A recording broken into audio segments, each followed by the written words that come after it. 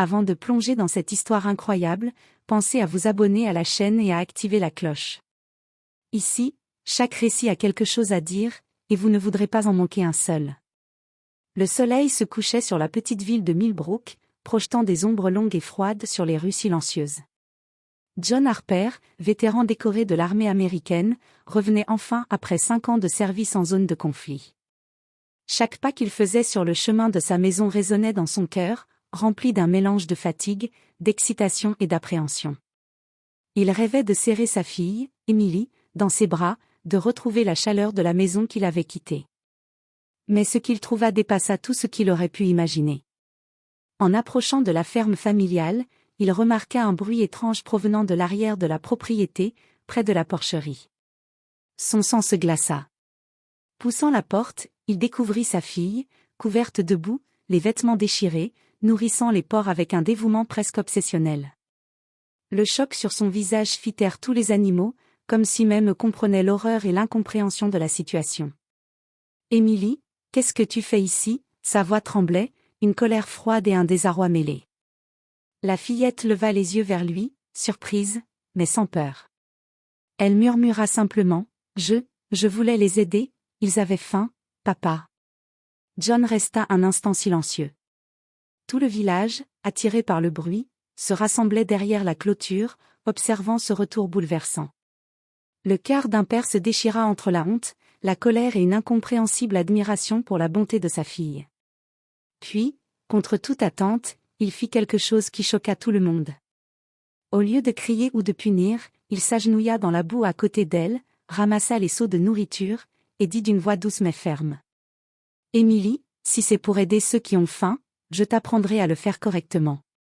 Ensemble. » Les murmures de la foule se transformèrent en un silence lourd, puis en un murmure admiratif. Le vétéran, qui avait affronté la guerre, montrait que la véritable force ne résidait pas dans la violence, mais dans l'empathie et la compassion. John Harper descendit du vieux pick-up militaire avec un mélange de fierté et de fatigue. Ses bottes crissaient sur le gravier de la ferme familiale. Depuis 5 ans, il avait affronté le bruit des bombardements et le chaos des batailles à l'étranger, mais rien ne l'avait préparé à ce retour. Dans son esprit, il imaginait Emily courant vers lui, les bras ouverts, un sourire lumineux sur son visage. Mais la réalité frappa comme un coup de tonnerre. Avant même d'atteindre la maison, il entendit un grognement rauque suivi de bruits de claquements. Curieux et inquiet, il se dirigea vers la porcherie située derrière la ferme. La scène qui s'offrit à lui le figea. Sa fille, Emily, 14 ans, était au milieu de la boue et des porcs. Ses mains tremblaient en tenant un seau de nourriture, et son visage, normalement si doux, était couvert de taches de boue et de suie. Ses cheveux étaient emmêlés, ses vêtements déchirés et tachés. Les porcs se précipitaient autour d'elle, et elle riait doucement en les nourrissant. « Emily, qu'est-ce que tu fais ici ?» hurla John, sa voix brisée par le choc et la colère. Emily leva les yeux, surprise mais calme. « Papa, je voulais les aider. Ils avaient faim, ils étaient si affamés. » John sentit son cœur se serrer. Il avait vu la guerre, la misère humaine et la brutalité, mais rien ne l'avait préparé à ce spectacle, sa propre fille, transformée par un instinct de compassion, au milieu de la boue et des animaux. Un silence lourd tomba sur la ferme. Même les porcs semblaient suspendus à ses émotions. Il s'agenouilla alors dans la boue à côté d'elle, pour la première fois depuis des années, ne voyant plus la honte mais la sincérité dans ses yeux. « Emily, tu as un cœur énorme. Mais il faut apprendre à aider correctement, sinon tu pourrais te blesser. » Emily baissa les yeux, honteuse et heureuse à la fois. John, malgré la surprise et la peur de la réaction des voisins, commença à ramasser les seaux et à nourrir les porcs à ses côtés. Le village entier, témoin silencieux, murmura d'étonnement. Le vétéran de guerre venait de montrer une autre forme de bravoure, celle d'un père prêt à se salir pour protéger et guider sa fille. Ce premier moment marqua le début d'une transformation pour Emily et pour John. Le retour du père n'était pas seulement un retour à la maison, mais le début d'une leçon de vie et de compassion que personne n'oublierait. Le lendemain matin, Millbrook était en effervescence. La nouvelle du retour de John Harper avait déjà fait le tour du village, mais ce qui fascinait tout le monde, c'était la scène insolite à la porcherie. Des voisins s'étaient rassemblés, curieux et inquiets. Certains murmuraient entre eux. « Tu as vu Emily Harper ? Elle nourrissait les porcs toute seule, dans la boue. » Le vétéran John Harper, et sa fille, incroyable. John, debout à côté d'Emily, sentit le poids des regards sur ses épaules. Il savait que dans une petite ville, tout se transformait vite en rumeur. Mais il refusait de laisser ses jugements ternir le cœur pur de sa fille. Emily, embarrassée, baissa les yeux. « Papa, ils vont se moquer de moi, » murmura-t-elle. « Laisse-les parler, » répondit John d'une voix ferme mais douce. « Ce qui compte, c'est ce que nous savons être juste. Si aider les autres te rend heureuse, personne n'a le droit de te juger. » Pourtant, les murmures prirent une tournure plus étrange quand certains villageois commencèrent à se rappeler des histoires anciennes. Des rumeurs sur le passé de la famille Harper refirent surface, des dettes oubliées, un incident avec un ancien employé de la ferme, et même des histoires non confirmées sur la mère d'Emily, décédée alors qu'Emily était très jeune. Alors que John s'apprêtait à ramener Emily à l'intérieur, un vieil homme du village, Monsieur Thompson, s'avança. Son visage ridé exprimait à la fois la curiosité et la gravité. « John, je n'avais jamais vu Emily comme ça. Mais, tu sais, certaines personnes vont mal interpréter ce que tu fais ici. » John le fixa, le visage dur. « Je me fiche de ce qu'ils pensent. Elle apprend la compassion. Et ça vaut plus que toutes leurs rumeurs. » Mais ce qui surprit le plus John, ce fut le moment où Emily, timidement, lui tendit une enveloppe. « Papa, je l'ai trouvée dans le grenier, c'est peut-être pour toi. » John ouvrit l'enveloppe et découvrit des lettres anciennes de sa femme, la mère d'Emily. Des lettres qu'il n'avait jamais lues, écrites avant sa mort, révélant un secret qu'Emily ignorait encore, elle n'était pas la fille biologique de John. Son véritable père était quelqu'un d'autre, un homme lié à une histoire trouble de la ville. John sentit son monde s'écrouler un instant, mais il se reprit. Il savait que le vrai rôle d'un père n'était pas déterminé par le sang, mais par l'amour et la protection. Il serra Emily dans ses bras, lui promettant que, peu importe les secrets ou les rumeurs, il serait toujours là pour elle. Cette journée marqua un tournant. Les murmures du village continueraient, mais John et Emily avaient désormais un lien plus fort que jamais, forgé dans la boue, la compassion et un amour inconditionnel. Les jours suivants furent remplis de travail et de routine à la ferme. John enseignait à Emily comment gérer les animaux correctement, nettoyer les enclos, et cultiver la terre.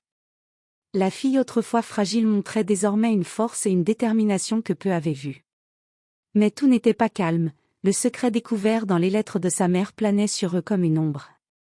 Un après-midi, alors que John réparait une clôture, 2 voitures noires ralentirent devant la ferme. Des hommes habillés en costumes élégants descendirent. Leur présence imposante fit immédiatement dresser les poils sur la nuque de John. « John Harper » demanda l'un d'eux, d'une voix glaciale. « Nous avons des affaires à discuter concernant votre famille. » John se redressa, protecteur. « Qui êtes-vous ? Et que voulez-vous ici ?» L'homme sortit un dossier et l'ouvrit. À l'intérieur, des documents et des photographies anciennes révélèrent un lien inattendu. Emily n'était pas seulement la fille biologique d'un autre homme, mais elle héritait d'une fortune oubliée et d'une influence que certaines personnes voulaient contrôler. La mort de sa mère n'était peut-être pas aussi accidentelle qu'il le croyait. Emily, cachée derrière John, sentit la peur monter. « Papa, qu'est-ce que ça veut dire ?» demanda-t-elle d'une voix tremblante. John posa une main ferme sur son épaule. « Ça veut dire qu'il y a des gens qui veulent profiter de toi, Emily. Mais je ne les laisserai jamais faire. Peu importe ce qu'ils savent ou ce qu'ils pensent. » Les hommes échangèrent un regard, puis s'inclinèrent légèrement. « C'est une question de fortune et de pouvoir, monsieur Harper. Nous vous conseillons de protéger votre fille, ou de nous laisser gérer la situation. » John serra les poings. Son expérience dans l'armée lui avait appris à ne jamais reculer face au danger. Mais il savait que cette bataille ne serait pas physique, elle serait mentale, émotionnelle, et pourrait menacer Emily plus que n'importe quelle guerre qu'il avait connue. Cette nuit-là, autour du feu de la ferme, John parla longuement avec Emily. Il lui expliqua que les lettres de sa mère révélaient des secrets sur leur famille et que certaines personnes dans la ville pouvaient chercher à lui nuire ou à la manipuler pour leur propre intérêt. Emily, pourtant, ne montra pas de peur. Au contraire, elle se redressa, déterminée.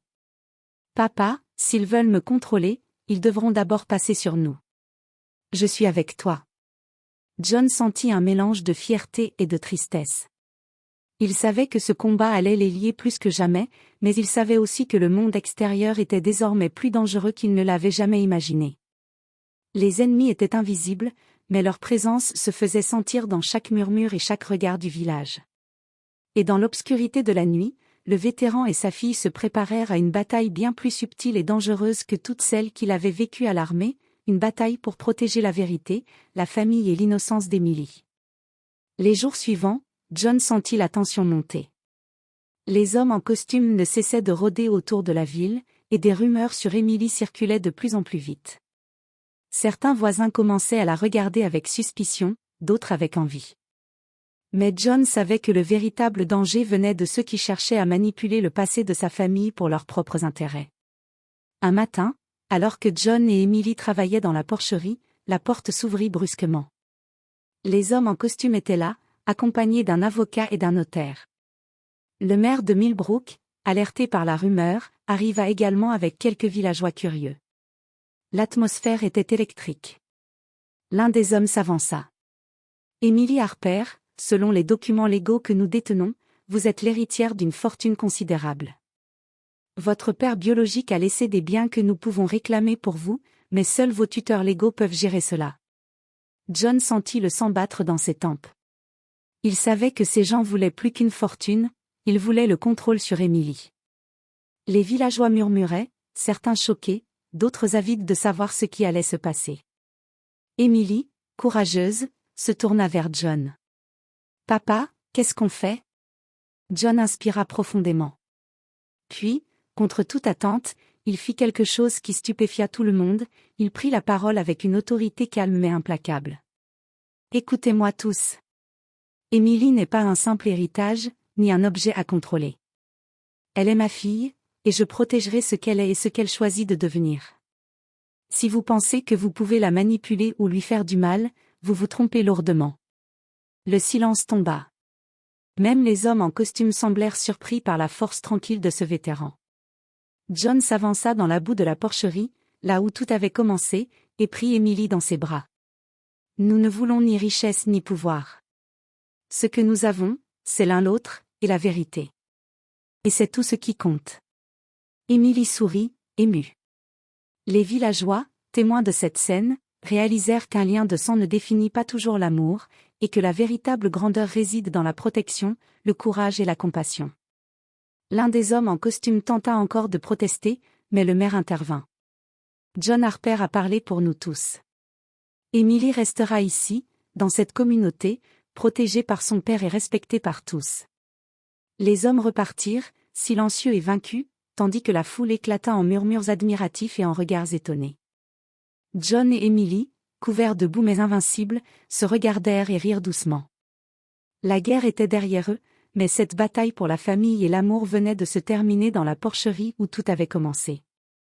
Ce jour-là, le village de Millbrook comprit une vérité simple mais profonde, la force d'un père ne se mesure pas à ses victoires au combat, mais à sa capacité à protéger et à aimer, même dans les situations les plus humiliantes ou choquantes.